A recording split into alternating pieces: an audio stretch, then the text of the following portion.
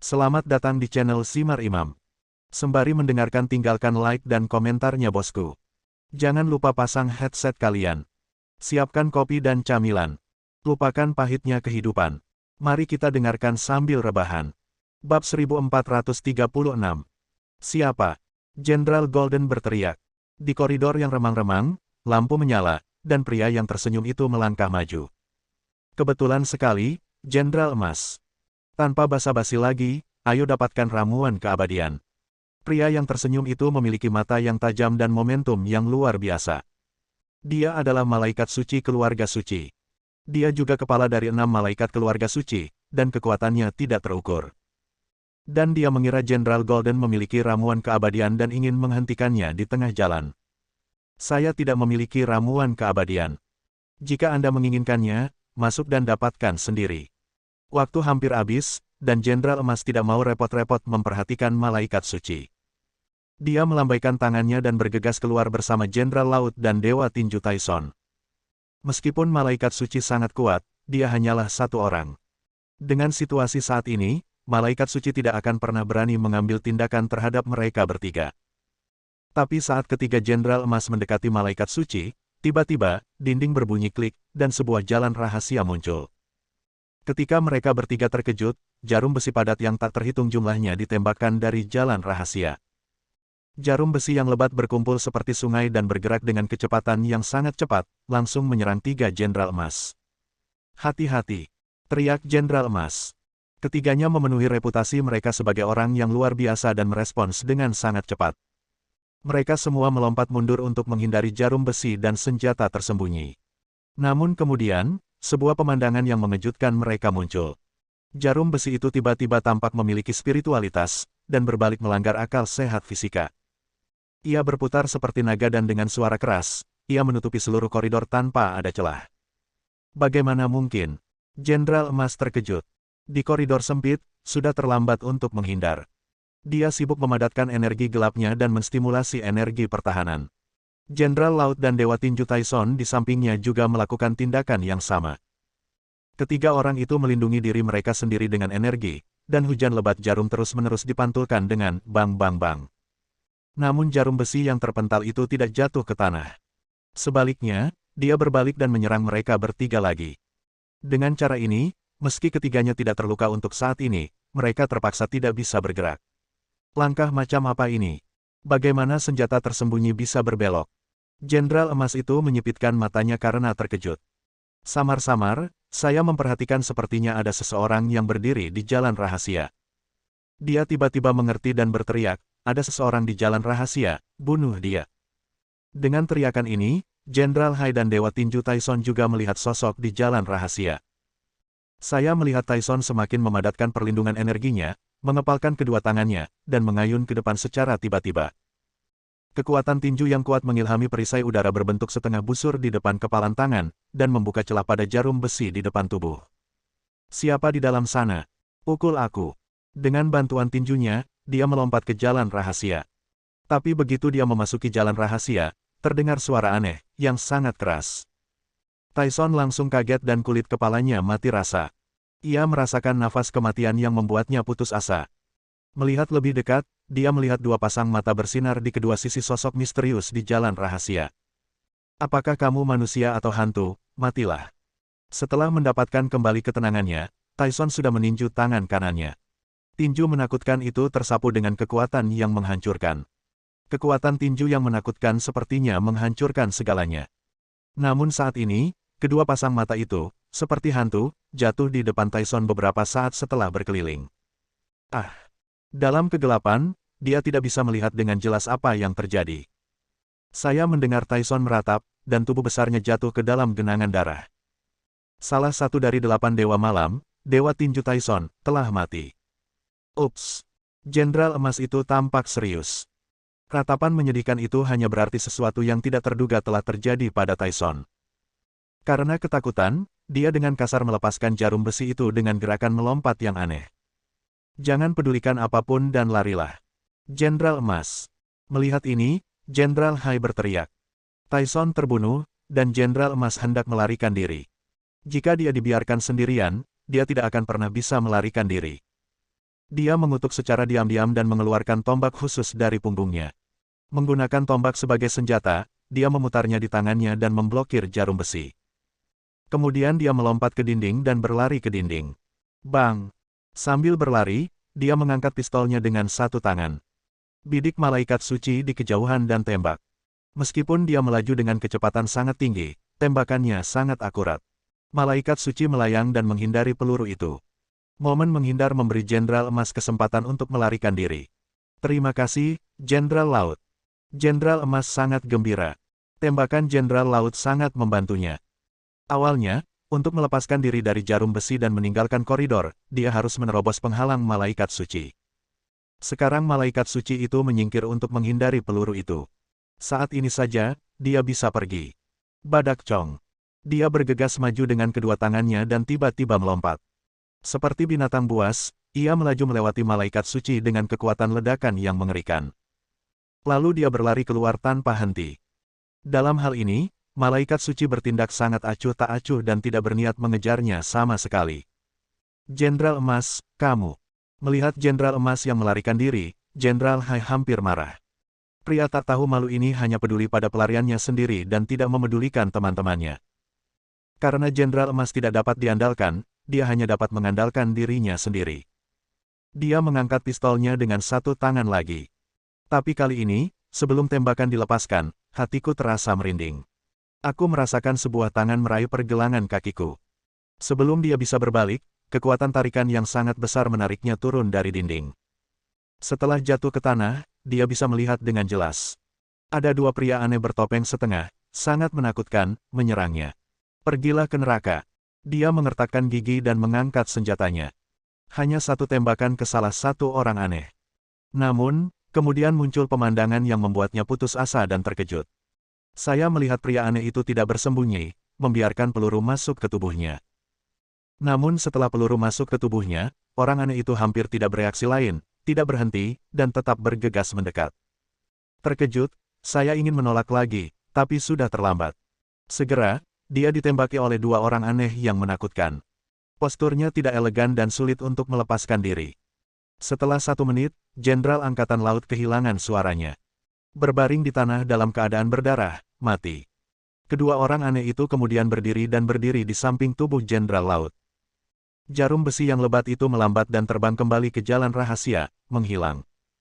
Dalam pertempuran di koridor, Jenderal Laut dan Dewa Tinju Tyson dari klan Aogu tewas. Dua orang luar biasa jatuh. Feng Dian, apakah kamu sudah cukup melihat? Malaikat suci tersenyum sedikit dan suara yang jelas terdengar. Di ujung terjauh, Feng Dian berdiri di depan gerbang batu, menatap tercengang dengan apa yang terjadi di depannya. Dia baru saja keluar dan hendak pergi, tetapi dia tidak pernah menyangka akan melihat pemandangan ini. Saya sangat ketakutan sehingga hampir mustahil untuk pergi. Belum lagi dua orang aneh yang membunuh Jenderal Laut, dia jelas bukan tandingan malaikat suci yang dirumorkan. Kalian keluarga suci juga bukan orang baik. Setelah memikirkannya, dia mengutuk dan Feng Dian memasuki gerbang batu lagi. Setelah masuk, dia menutup pintu batu. Dibandingkan dengan orang-orang di luar, nampaknya orang-orang di dalam tidak begitu berbahaya. Bab 1437. Ketika Feng Dian kembali ke makam, dia langsung sakit kepala. Belum lama ini, kelompok tentara bayaran terkubur dan kelompok tentara bayaran penghancur dewa bertempur untuk membersihkan nama mereka. Siapa orang nomor 1 di Korps Xingyao akan diketahui dalam satu pertempuran. Awalnya, dia secara alami ingin membantu kelompok tentara bayaran terkubur, tetapi ketika dia memikirkan bom di kelompok tentara bayaran penghancur dewa, dia ragu-ragu. Jadi, dia melakukan beberapa gerakan simbolis dengan kuban. Long Tuo dan Queen dari grup tentara bayaran penghancur dewa, serta Balbert, Adan, dan Musket dari grup tentara bayaran terkubur melakukan pertempuran sengit. Setelah bertarung beberapa saat, Long Tuo mengorbankan satu lengannya hampir mengorbankan hidupnya.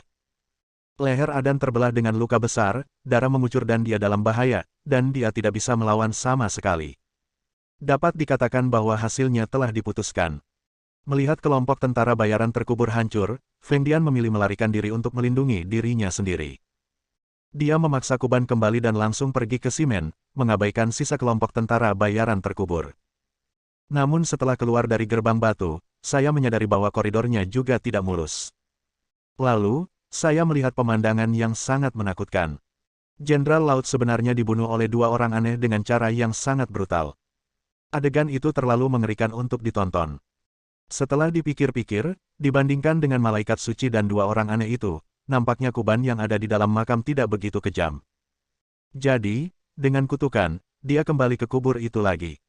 Hanya dalam beberapa menit, pertempuran di makam telah diputuskan sepenuhnya. Kelompok tentara bayaran yang terkubur dikalahkan, Adan mati, dan Musket dibunuh oleh Kuban. Dari 7 anggota kelompok tentara bayaran, hanya pemimpin Balbert yang terluka yang tersisa. Balbert, kamu kalah. Fakta membuktikan bahwa peringkat Korps Bintang Cemerlang sepenuhnya benar. Selamat tinggal, temui Tuhan. Kuban tampak acuh tak acuh, memegang pisau pendek di kedua tangannya, melompat tinggi. Long Tu dan Kuin yang bertangan satu juga menyerang dengan pisau. Aku akan mati dengan penuh semangat. Burung botak itu mengaum dengan keras, dan lendir di giginya membentang ke atas dan ke bawah, dan ia keluar. Pukulan terakhir ini sangat brutal. Tapi tidak ada ketegangan. Darah menyembur keluar, dan burung botak itu dibunuh sepenuhnya oleh ketiga orang Kuba dengan teknik pedang yang kejam. Kelompok tentara bayaran terkubur peringkat kedua sudah tidak ada lagi. Setelah membunuh kelompok tentara bayaran yang terkubur, wajah Kuban, yang berlumuran darah, berbalik dengan dingin. Dia memandang istana angin di gerbang batu dengan wajah tanpa ekspresi, dan berkata lagi, menurut perintah Tuhan, siapapun yang menerobos masuk ke dalam makam tanpa izin akan dibunuh. Suara itu bergema di dalam makam, seperti suara duka. Menghadapi trio pembunuh Kuban, Feng Dian tanpa sadar menelan ludah dan terintimidasi oleh momentum lawan. Dia berkata dengan marah, kamu hanyalah beberapa orang yang putus asa, mengapa kamu begitu tulus kepada Jiren Xuan? Mengapa kita tidak bekerja sama untuk membagi ramuan keabadian, dan kemudian melarikan diri dari Pulau Luoshen dan menghilang? Jika kamu tidak bisa keluar, kamu hanya bisa mengandalkannya di sini. Hampir bisa dikatakan bahwa mereka tidak bisa mengalahkan ketiga orang Kuba tersebut. Dalam hal ini, saya hanya bisa merayu satu atau dua orang dengan kata-kata. Kuban sama sekali tidak memperhatikan Feng Dian, dan berkata dengan dingin, jika kamu tidak pergi dalam 5 detik, kamu akan membunuh mereka. Feng Dian sama sekali tidak mengerti arti hidup mereka. Tidak ada gunanya menjelaskan keyakinan mereka kepada dunia. 5, 4, 3. Mendengarkan hitungan mundur Kuban, Feng Dian merasa marah dan giginya gatal. Setelah memikirkannya, dia membuka pintu batu dan melihat keluar. Lihatlah situasi di luar terlebih dahulu, lalu pilih apakah akan tetap tinggal atau tidak. Begitu dia menjulurkan kepalanya, dia mendengar langkah kaki yang jarang datang.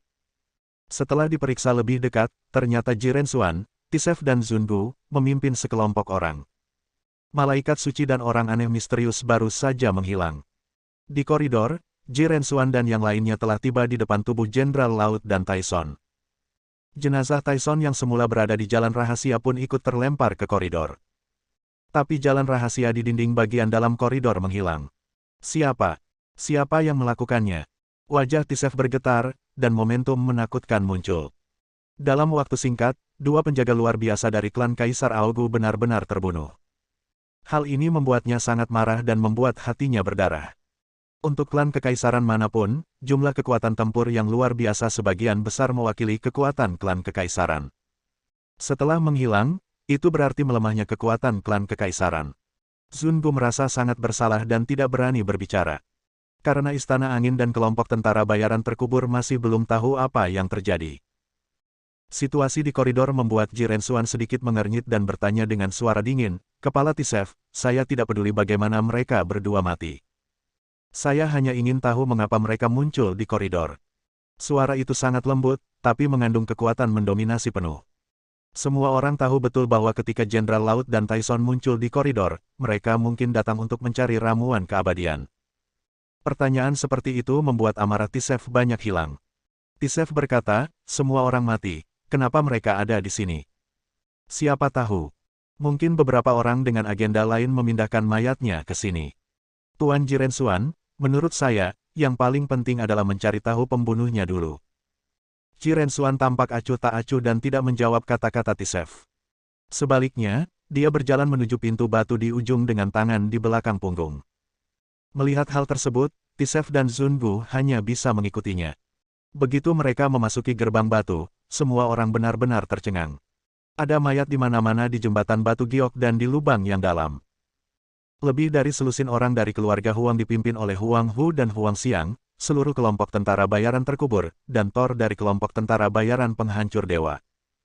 Orang-orang yang masih hidup di siang hari semuanya telah berubah menjadi mayat saat ini. Zun Bu merasa ngeri. Dia tidak menyangka bahwa kelompok tentara bayaran terkubur yang dia undang dengan sejumlah besar uang akan musnah seluruhnya. Tidak hanya itu, dia sangat malu melihat Feng Dian yang berdiri di pojok.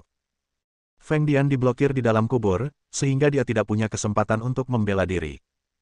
Kepala Zun Bu, bisakah Anda memberitahu saya mengapa Istana Angin dan kelompok tentara bayaran yang terkubur muncul di makam? Aura pembunuh di tubuh Ji Rensuan menjadi lebih serius. Sebuah pertanyaan sederhana membuat hati Zun Bu bergetar. Aku. Zun Bu tidak bisa membantah, jadi Zun Bu mengertakkan gigi dan bertingkah nakal. Dia berteriak pada Feng Dian, "Feng Dian, kamu sangat berani. Kamu benar-benar menyembunyikannya dariku dan secara pribadi membawa kelompok tentara bayaran yang terkubur untuk merebut ramuan keabadian. Apakah kamu tahu kesalahanmu? Melontarkan semua kesalahan ke Feng Dian sekaligus. Aku." Feng Dian berdiri di sudut, dengan 10.000 kuda rumput dan lumpur berlari kencang. Ragu-ragu, dia mengertakkan gigi dan hanya mengakui, "Maaf, Patriark Zun Bu, saya mendambakan ramuan keabadian, dan bergabung dengan kelompok tentara bayaran yang terkubur untuk mengambil obatnya, tetapi keterampilan saya lebih rendah dari yang lain, dan saya berakhir dalam situasi ini. Saya berharap Patriark akan menghukum saya." Semua keluarga berada di bawah kendali Zun Bu, dan saat ini, mereka hanya bisa disalahkan. "Kamu berani sekali." Teriak marah, tapi diam-diam Zungu menghela nafas lega. Feng Dian tidak mengkhianatinya dan akhirnya membiarkannya menghadapinya. Berhenti berakting. Dengan ekspresi dingin, Ji Rensuan bertanya pada Kuban, "Kuban, apa yang terjadi?" Semua orang tahu bahwa ada beberapa hal yang tidak dapat dijelaskan atau dijelaskan dengan kata-kata. Kuban menjawab, "Tuan tertinggi, malam ini kami menjaga obat ajaib itu, dan 3 kelompok orang datang untuk mengambilnya. Kelompok orang pertama adalah anggota keluarga Huang yang dipimpin oleh Huang Hu dan Huang Xiang, dan mereka dicekik oleh kami. 3 orang datang untuk mengambil obat. Kelompok kedua adalah Feng Dian dan kelompok tentara bayaran terkubur dari klan Dewa Tula. Banyak orang di kelompok tentara bayaran terkubur dibunuh oleh kami. Kelompok ketiga adalah Jenderal Emas, Jenderal Laut, dan kelompok tentara bayaran terkubur dari klan Kaisar Aogu. Dewa Tinju Taison gagal mendapatkan obat dan pergi." Setelah mendengar kata-kata Kuban, Ji Rensuan perlahan berbalik. Sepasang mata dingin memancarkan cahaya dingin. Tekanan yang mengerikan itu begitu menindas hingga membuat orang sesak napas. Bab 1438. Dua pemimpin, besok waktunya membagi obat, apa kalian sudah tidak sabar? Saat ditanyai, baik Zun Bu maupun Di Sifu tetap diam. Mereka tahu betul kekuatan mengerikan Ji Rensuan, dan jika Ji Rensuan tergoda untuk mengambil tindakan, konsekuensinya akan menjadi bencana. Yang paling penting adalah semua argumen kini tampak pucat. Karena faktanya sudah terbukti dengan sendirinya. Melihat mereka berdua terdiam, mata Ji Rensuan tertuju pada Di Sifu dan berkata dengan dingin, "Ketua Tisef, karena Jenderal Emas juga terlibat dalam masalah ini, mari kita undang dia untuk berkonfrontasi. Jika Anda mengatakan tidak datang, aku akan sangat marah. Sebagai pemimpin klan Aogu, saya belum pernah mengalami kepengecutan seperti itu." Namun menghadapi Ji Rensuan, Tisef hanya bisa menahan amarahnya. Dia berbalik dan berteriak kepada Jenderal dipenggal dan Jenderal Baigu di belakangnya, "Pergi dan temukan aku Jenderal Emas." Mengingat kesetiaan Jenderal Emas kepadanya, dia mungkin tidak akan mengkhianatinya. Dan dia juga ingin mengetahui kehidupan dan kematian Jenderal Emas, dan siapa yang membunuh Jenderal Laut dan Taison di koridor. Ya, mereka berdua mengambil pesanan dan pergi. Pada saat ini, Feng Dian, yang berdiri di sudut, mengertakkan gigi dan berkata dengan keras, "Tuan Ji Rensuan, saya baru saja melihat malaikat suci keluarga suci di koridor, dan 2 orang aneh, membunuh Jenderal Laut dan Taison. Tidak ada kebohongan sama sekali. Jika ada kebohongan, saya lebih baik menderita hukuman Tuhan. Karena tidak ada cara untuk melarikan diri, tidak ada yang akan mudah. Mari kita selesaikan permainan bersama." Dengan mentalitas ini, dia memanggil malaikat suci. Mendengar ini, Tisef tiba-tiba mengangkat kepalanya dan menatap. Dia menjadi semakin marah dan berteriak, "Feng Dian, apakah kamu benar-benar melihat bahwa malaikat sucilah yang membunuh Jenderal Laut dan Taison?" "Sungguh, itu benar sekali. Saya tidak pernah berbohong, dan Jenderal Emas juga tahu bahwa Anda akan menggunakan Jenderal Emas datang dan meminta konfirmasi masalah ini. Feng Dian berkata dengan tegas. Dia tidak berbohong, dia terlihat sangat bertekad. Keluarga suci. Ujung tombaknya bergeser, dan Tisef berteriak kepada dua jenderal yang belum pergi jauh, pergi cepat dan temukan Jenderal Emas secepat mungkin. Pada saat ini, dia benar-benar mengabaikan Jenderal Emas. Memasuki koridor. Saya hanya ingin memastikan siapa yang membunuh Jenderal Laut dan Tyson. Ini sangat penting baginya. Jika hal itu benar-benar dilakukan oleh keluarga suci, ini akan menjadi sebuah provokasi. Kalau begitu, ayo, pergi ke dermaga dan undang Kepala Sandis.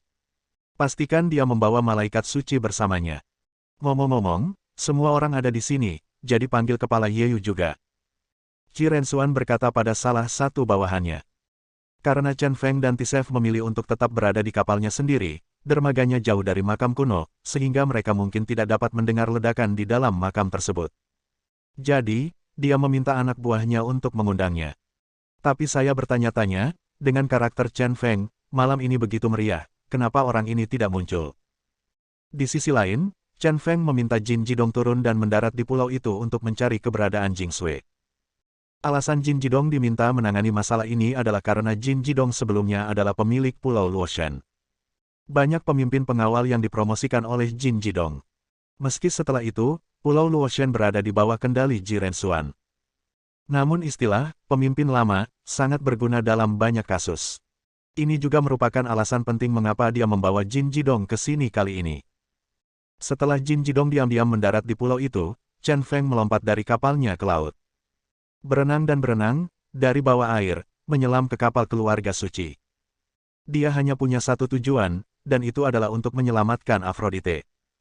Namun tak lama kemudian, dengan suara ledakan, dek kapal keluarga suci menjadi hidup. Malaikat suci, malaikat menara, malaikat api, malaikat darah, dewa pedang Yunero, dan dewa medis Hippocrates, total 6 makhluk luar biasa mengelilingi Chen Feng. Sandis bersandar pada kruk dan perlahan berjalan ke geladak. Di belakangnya, ada pria yang menodongkan senjata kepada Aphrodite. Orang jahat. Mata merah Aphrodite bergetar saat melihat Chen Feng. Sudah terlalu lama, dia disiksa karena merindukan Chen Feng. Tapi dia tidak menyangka akan bertemu Chen Feng dalam situasi seperti itu. Teman sekelas Xiao Ai, kamu telah menderita. Chen Feng berkata kepada Aphrodite penuh kasih sayang dengan mata sedikit menyipit. Aku sudah lama tidak bertemu dengannya, berat badan gadis ini turun banyak. Hal ini membuatnya merasa tertekan. Ketua Yeyu, sepertinya tebakanku benar. Dengan karaktermu, kamu pasti diam-diam menyelamatkan Sang Dewi. Dengan cara ini, kamu jatuh ke dalam penyergapanku. Kata Sandis tenang dengan ekspresi santai. Chen Feng adalah pria yang tidak setia pada wanita dan terlalu penyayang. Dengan Aphrodite sebagai sandera, dia bisa menahan Chen Feng. Tidak peduli apa alasannya, Chen Feng membatalkan rencananya untuk bekerja sama dengan keluarga suci. Kali ini, kita harus memastikan bahwa Chen Feng tidak bisa berdiri di sisi yang berlawanan. Kalau tidak, akan sulit menghadapi Ji Rensuan. Sandis, siapa kamu, pemimpin klan? Mengapa kamu menggunakan seorang wanita untuk membuat keributan tentang hal itu? Apakah ini yang disebut keluarga suci mampu? Sejujurnya, sejak bertemu Sandis, aku sudah tidak ada perasaan terhadap orang tua ini. Tidak banyak rasa jijik. Namun kini pandangannya berubah. Sebagai seorang pria, menyandera seorang wanita adalah ekspresi yang paling tidak kompeten dan tidak tahu malu. Kaulah yang datang ke Odomain untuk memperjuangkan posisi paus. Kamu mendapat posisi paus, tetapi kamu mengabaikan sekte Dewa Surgawi, dan bahkan menjadikan Dewi seorang janda. Apakah menurutmu kamu masuk akal? Apakah kamu pikir aku sedang mengancam Sang Dewi? Atau apakah kamu menganggap aku tercela? Jangan bicarakan hal itu sekarang. Aku dengar kamu terus berbicara tentang menjadi seorang laki-laki, jadi jangan bicara omong kosong, putuskan saja masa depan Dewi dengan cara laki-laki. Mereka berenam, aku akan melindungi Dewi. Jika kamu memiliki kemampuan untuk membawa Dewi pergi dari sini, maka aku sama sekali tidak punya apa-apa untuk dikatakan dan membiarkanmu pergi. Untuk mengurangi tekanan pada Anda, saya setuju dengan sangat bertanggung jawab. Sebelum itu, saya berjanji untuk tidak menyentuh Dewi, dan saya tidak akan mengancam Anda dengan Dewi. Apakah Anda dapat membawa Dewi pergi bergantung sepenuhnya pada kemampuanmu sendiri? Sandis tidak terlalu banyak berdebat dengan Chen Feng, tetapi menyerahkan cintanya masa depan Frodet ada di tangan pertempuran ini. Pertarungan ini jelas tidak adil. Kecuali Dewa Pengobatan, 6 penjaga luar biasa Sandis, 5 lainnya semuanya telah mencapai kondisi luar biasa perantara. Tidak peduli seberapa kuat Chen Feng, menghadapi begitu banyak orang luar biasa sekaligus masih sangat berbahaya. Atau dari sudut pandang yang jelas, hampir tidak ada peluang untuk menang. Terima kasih telah mengirim kembali teman sekelasku Xiao Ai dengan begitu mudah. Aku menerima pertarungan ini. Chen Feng menyipitkan matanya dan tersenyum dengan tenang. Lalu dia mengeluarkan sebungkus rokok dari sakunya. Tepat ketika saya hendak membuangnya, saya menyadari bahwa air baru saja masuk ke dalam air dan rokoknya basah. Dia sangat tertekan, tapi dia tidak bisa mengatasi keinginannya untuk merokok akhir-akhir ini. Dari mana kamu mendapatkan kepercayaan diri? Bisakah kamu mengalahkan 6 pengawalku yang luar biasa? Tampilan santai Chen Feng mengejutkan Sandis. Meskipun dia telah mendengar tentang kecakapan bertarung Chen Feng yang menakutkan, menghadapi 6 makhluk luar biasa yang kuat sekaligus, dia tidak memiliki peluang untuk menang. Ini masuk akal. Percaya diri. Bibir Chen Feng sedikit terangkat, ini adalah sesuatu yang kamu miliki sejak lahir dan tidak dapat dipelajari. Aku hanya memberitahumu, kamu pasti akan menyesali keputusan bodohmu. Bab 1439. Kapal keluarga suci sangatlah mewah. Di atas ada helipad, kolam renang, dan lapangan golf kecil. Lampunya cemerlang, seperti siang hari. Langit berbintang ada di atas, ombak ada di samping, dan tempat yang semula nyaman kini dipenuhi dengan perang dan niat membunuh. Saya melihat 6 makhluk luar biasa dipimpin oleh malaikat suci, semuanya melancarkan serangan, menjebak Chen Feng di tengah. Sungguh tak terbayangkan jika 6 orang luar biasa membunuh bersama. Tapi Chen Feng tidak menunjukkan tanda-tanda panik. Tubuh kurusnya berdiri tegak di geladak. Begitu dia menyipitkan matanya, aura mengerikan tiba-tiba keluar dari tubuhnya. Saat naga itu meraung, warna gelap melayang di sekujur tubuhnya, memberikan seluruh tubuhnya aura gelap yang dihiasi tinta tebal. Ayo, bunuh. Melihat dia dikepung, lututnya sedikit ditekuk. Sebuah tindakan sederhana, tetapi melepaskan tekanan yang mengerikan. Dalam sekejap, terdengar suara, ledakan, dan retakan muncul di tanah. Kemudian dia melangkah dengan keras dengan kakinya, dan dengan ledakan, sebuah kawah meledak di tanah. Dan tubuhnya terbang seperti bola meriam. Keenam malaikat suci berkumpul dan semuanya mengangkat kepala. Saya melihat Chen Feng melompat tinggi di langit dengan kekuatan ledakan yang mengerikan untuk menghindari pengepungan. Tubuh Fei Kong hampir sejajar dengan terang bulan saat itu. Keenam orang itu terkejut, dan kemudian mereka menyadari bahwa kekuatan tempur Chen Feng telah mencapai tingkat yang sangat menakutkan. Meski sama-sama luar biasa, namun kesenjangannya masih sangat besar. Melangkahlah ke puncak ilahi. Gelombang udara tebal dan semuanya bergejolak. Ketika Chen Feng mencapai titik tertinggi, dia tiba-tiba bergegas turun dengan beban yang berat.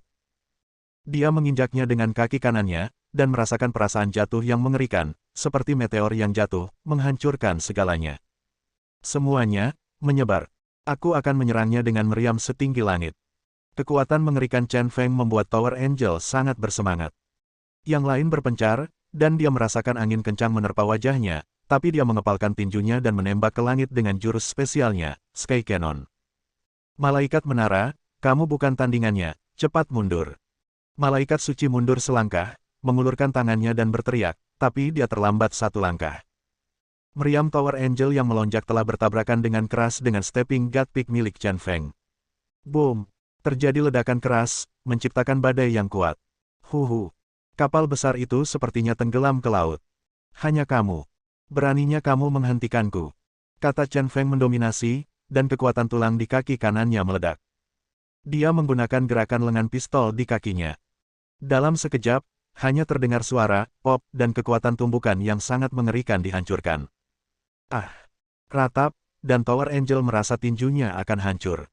Tidak hanya itu, pemandangan yang sangat menakutkan pun muncul.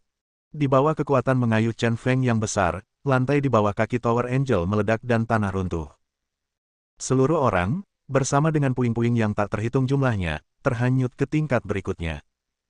Kekuatan mengayuhnya terus berlanjut, dan Chen Feng juga mengikuti malaikat menara dan jatuh ke tingkat berikutnya. Lambung kapal bergetar hebat. Semua orang digeladak membelalak. Kekuatan tempur Chen Feng sangat mencengangkan. Kejutan seperti ini tidak dapat dijelaskan dengan kata-kata. Mengerikan. Jika orang seperti itu berdiri di sisi berlawanan dari keluarga suci, itu akan menjadi mimpi buruk bagi keluarga suci. Ekspresi Sandis sangat serius. Ada orang mesum seperti Ji Rensuan, dan sekarang ada makhluk yang menantang surga seperti Chen Feng. Yang lebih parahnya adalah kedua orang ini bersama-sama. Jika hal ini terjadi, maka akan menjadi bencana bagi seluruh dunia. Aphrodite di satu sisi memiliki mata merah yang berkedip dan bersemangat. Itulah pria seperti raja di hatinya. Semangat gigih seperti itu, sikap mendominasi yang tidak akan ditinggalkan orang lain selain saya, adalah unik di dunia. Cepat, selamatkan Tower Angel. Di kejauhan, Holy Angel memimpin yang lain ke lubang besar tempat Tower Angel dan Chen Feng jatuh. Segera setelah mereka berkumpul, mereka mendengar malaikat menara yang sangat lemah tergeletak di tanah berkata dengan suara yang sangat putus asa, cepat dan lindungi pemimpin dan dewi. Setelah mendengar ini, malaikat suci dan yang lainnya belum bereaksi. Namun secara naluriah, beberapa orang menoleh kembali untuk melihat Sandis dan Aphrodite. Tiba-tiba, malaikat suci yang pertama bereaksi. Tuan Patriark, Xiao. Tapi sudah terlambat, dia hanya berteriak setengah kalimat sebelum dia mendengar ledakan besar. Di area di mana Sandis dan Aphrodite berada, tanah tiba-tiba meledak, dan sesosok tubuh berputar keluar dari tanah. Siapa lagi selain Chen Feng? Chen Feng memegang pisau putih di tangannya dan bergegas keluar dalam posisi berputar. Di bawah pandangan semua orang yang tidak percaya, dia mendarat dan menendang orang yang menyandera Aphrodite. Meskipun pria itu memegang pistol di tangannya, dia bahkan tidak sempat menembak. Xiao Ai, ayo pergi. Dia memegang pinggang ramping Aphrodite dengan tangan kirinya dan membalikkan tubuhnya. Chen Feng langsung menuju ke Sandis, sebelum ada reaksi dari Sandis dan bawahannya, pedang putih Bai Shen sudah ada di leher Sandis. Pertempuran itu tiba-tiba berakhir. Tidak ada yang menyangka bahwa pertarungan tiada taraf antara 6 makhluk luar biasa dan 1 makhluk luar biasa akan berakhir begitu cepat. Selain kekuatan tempur Chen Feng yang luar biasa, kemampuan adaptasinya di tempat juga mengejutkan. Gunakan gerakan menginjak puncak dewa untuk menghancurkan D dan dengan sengaja jatuh ke level berikutnya. Kemudian, saat perhatian semua orang terganggu, temukan lokasi Aphrodite dari level berikutnya, lalu bergegas ke atas. Dengan rencana sederhana, Aphrodite berhasil diselamatkan. Chen gila, jika kamu berani menyakiti sang patriark, kami akan memotongmu menjadi beberapa bagian. Baru kemudian malaikat suci bereaksi dan mengepung mereka lagi. Persetan denganmu. Menghadapi ancaman itu, Chen Feng langsung marah. Melepaskan Aphrodite dengan tangan kirinya, dia menggunakan jari angin spiritualnya untuk menembakkan gelombang energi dan langsung menuju malaikat suci. Malaikat suci kaget dan melompat ke samping. Meskipun dia bereaksi sangat cepat, dia masih terkena pukulan di bahu kirinya oleh jari angin roh Chen Feng yang tiba-tiba. Setelah dia mendarat, dia memegangi bahu kirinya dan terlihat kesakitan. Kamu sudah seperti ini, dan kamu masih berani mengancamku. Apakah kamu sudah gila? Dalam satu gerakan, malaikat suci terluka. Teror dan sikap mendominasi Chen Feng mengintimidasi seluruh penonton. Dia menyipitkan matanya, menatap Sandis yang masih tenang, dan berkata perlahan, orang tua botak, menurutmu apakah aku memenangkan pertempuran ini? Bolehkah aku membawa dewi itu pergi? Sebuah pisau putih menempel di lehernya. Sandis tidak panik, tapi mengangguk dan berkata, Anda bisa membawanya pergi. Sejujurnya, saya harus berterima kasih. Jika Anda benar-benar melawan mereka berenam, saya pikir pada akhirnya, mereka berenam akan menjadi mayat. Lagi pula, kami melebih-lebihkan diri kami sendiri dan meremehkan Anda. 5 dari 6 orang luar biasa telah mencapai tingkat menengah orang luar biasa. Awalnya, dia mengira ini adalah modal untuk mengalahkan Chen Feng. Namun, kekuatan Chen Feng jauh melampaui imajinasi mereka. Pemuda ini jelas merupakan eksistensi paling menakutkan di dunia, selain Ji Rensuan. Dengan asumsi kamu memahami kebenarannya, tujuanku hanya untuk menyelamatkan Sang Dewi, dan aku tidak akan bertengkar denganmu hari ini. Ingat, jika keluarga suci berani melawanku atau klan kekaisaran Ji lagi, aku pasti akan menghancurkanmu. Berbicara, Chen Feng melambaikan tangan kanannya dan pedang putih itu menghilang. Melihat ini, malaikat suci dan beberapa penjaga luar biasa lainnya hendak bergegas mendekat, tetapi disela oleh Sandis yang mengangkat tangannya. Sandis berkata kepada malaikat suci, hentikan, kamu bukan tandingan Chen Feng. Sebagai orang luar biasa, mereka semua memiliki kesombongannya sendiri, tetapi ketika tuan mereka mengatakan ini, mereka benar-benar tidak tahan. Namun, Mereka semua harus mengakui bahwa mereka tidak bisa membantah perkataan Sandis. Bab 1440. Teman sekelas Xiao Ai, ayo pergi ke kapalku. Meskipun satu tingkat lebih pendek dari ini, tidak ada batasan untuk tinggal di sana. Suara Chen Feng jauh lebih lembut sambil memegang tangan Aphrodite. Sungguh membuatnya merasa tidak enak karena berat badan Aphrodite turun begitu banyak. Aphrodite mengangguk dengan keras, suasana hatinya berkembang seperti bunga. Saat mereka berjalan keluar, tidak ada yang menghentikan mereka. Namun, saat Chen Feng dan Aphrodite hendak pergi, beberapa orang tiba-tiba bergegas ke geladak dengan tergesa-gesa. Selain anak buah Sandis, ada juga pria bernama Chen An, bos kecil di dermaga. Kepala klan Sandis dan kepala Yeyu baru saja menerima perintah dari tuan tertinggi. Ada yang salah dengan ramuan keabadian di makam. Silakan pergi ke sana secepatnya. Ngomong-ngomong, kepala Sandis harus membawa malaikat suci bersamanya. Kata Chen An kepada Sandis dan Chen Feng dengan ekspresi serius. Sepertinya beberapa orang tidak sabar. Sandis berjalan beberapa langkah ke depan dengan tongkat, dan dia langsung menebak bahwa seseorang dari klan Aogu dan klan Dewa Tula akan mengambil obat tersebut. Mengapa Tuan Ji Rensuan mengizinkanku membawa malaikat suci bersamaku? Dia bertanya dengan sedikit kebingungan. Saya tidak tahu situasi spesifiknya. Chen An menggelengkan kepalanya. Saya baru saja mendengar bahwa sepertinya malaikat suci muncul di koridor makam belum lama ini. Tuan tertinggi ingin memastikan hal ini. Saya telah berada di sana kapal. Kapan saya akan pergi? Melewati terowongan makam. Setelah mendengar ini, malaikat suci menutupi bahunya dan berkata dengan ekspresi bingung di wajahnya. Untuk menyergap Chen Feng, dia berada di atas kapal dan belum pernah ke makam. Itulah sebabnya tuan tertinggi ingin memastikan masalah ini. Chen An berkata dengan tidak tergesa-gesa. Kamu. Malaikat suci ingin berdebat, tapi disela oleh Sandis yang mengangkat tangannya. Mata Sandis sedikit fokus, seolah dia merasakan sesuatu. Dia berkata kepada malaikat suci, jangan berkata apa-apa lagi, rawat saja lukanya dan ikut aku. Saya ingin melihat apa yang terjadi. Ya, Tuan Patriark. Malaikat suci berkata dengan tegas. Menelan amarah. Teman sekelas Xiao Ai, sepertinya setelah mengirimmu ke perahuku, aku harus keluar sebentar. Chen Feng menyipitkan matanya dan berpikir dalam hati. Malaikat suci jelas ada di atas kapal, jadi mengapa Chen An mengatakan bahwa malaikat suci telah pergi ke koridor? Tampaknya kegembiraan di dalam makam itu agak rumit. Chen Feng membawa Aphrodite ke kapalnya dan meminta Baiki dan yang lainnya untuk melindunginya. Lalu, dia pergi ke makam sendirian. Beberapa saat kemudian, saya datang ke makam dan menemukan banyak orang yang menjaga bagian luar makam. Setelah masuk, saya berjalan sedikit lebih jauh di koridor dan melihat beberapa orang berjaga di depan kedua mayat itu. Dia melangkah maju dan melihat lebih dekat, dan ternyata itu adalah Jenderal Laut dan Tyson. Sebagai makhluk luar biasa, mereka semua berada di puncak kekuatan tempur manusia. Di luar dugaan, keduanya baik-baik saja di siang hari, namun kini mereka meninggal mengenaskan. Dengan tatapan serius, dia berjalan menuju gerbang batu, menyadari bahwa drama malam ini agak rumit. Benar saja, dia sangat terkejut saat memasuki gerbang batu. Mayat berserakan di dalam makam, kelompok tentara bayaran yang terkubur dimusnahkan, dan Thor dari kelompok tentara bayaran penghancur dewa juga tewas. Selain itu, Dewa Dis dan malaikat suci yang datang lebih dulu sedang bertengkar dengan yang lain. Feng Dian bersumpah, saya berada di gerbang batu saat itu. Meskipun koridornya agak redup, saya dapat melihat dengan jelas bahwa Andalah yang memimpin dua orang aneh yang membunuh Jenderal Laut dan Dewa Tinju Tyson. Jenderal Gold juga berkata, aku bisa memastikan ini sepenuhnya. Karena Jenderal Laut dan Tyson terbunuh di depanku. Jika aku tidak berlari cepat, mereka akan mati di koridor. Pembunuhnya adalah malaikat suci, dan dua lainnya. Orang aneh dengan setengah topeng di wajahnya. Dia awalnya khawatir perampokan obatnya malam ini akan terungkap, jadi dia bersembunyi di luar dan tidak muncul.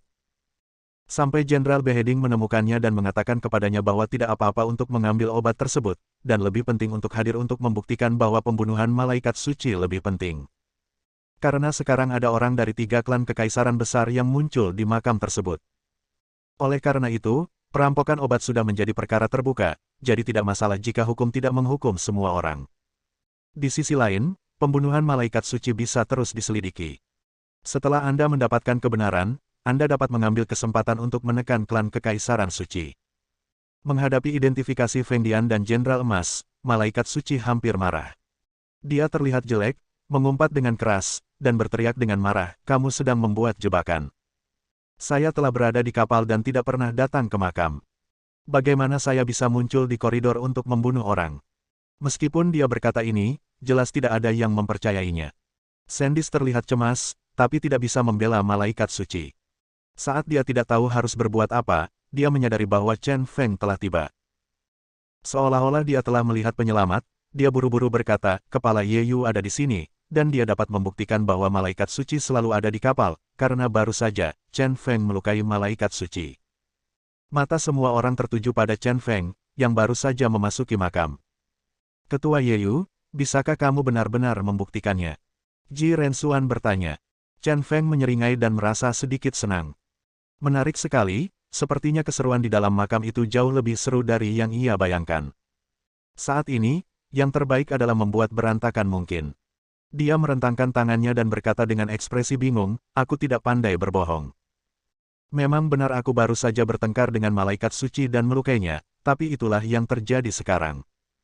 Dalam kasusku, sebelumnya melawan malaikat suci, saya tidak yakin di mana malaikat suci berada.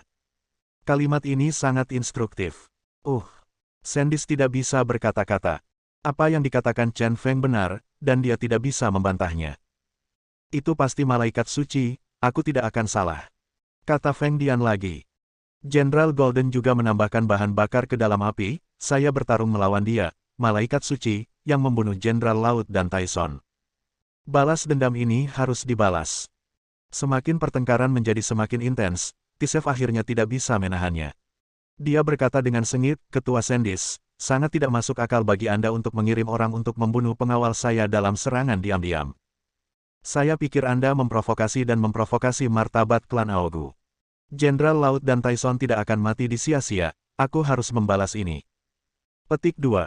Malam ini, aku akan memimpin penjaga luar biasa yang tersisa untuk mencekik kalian semua anggota klan Kekaisaran Suci.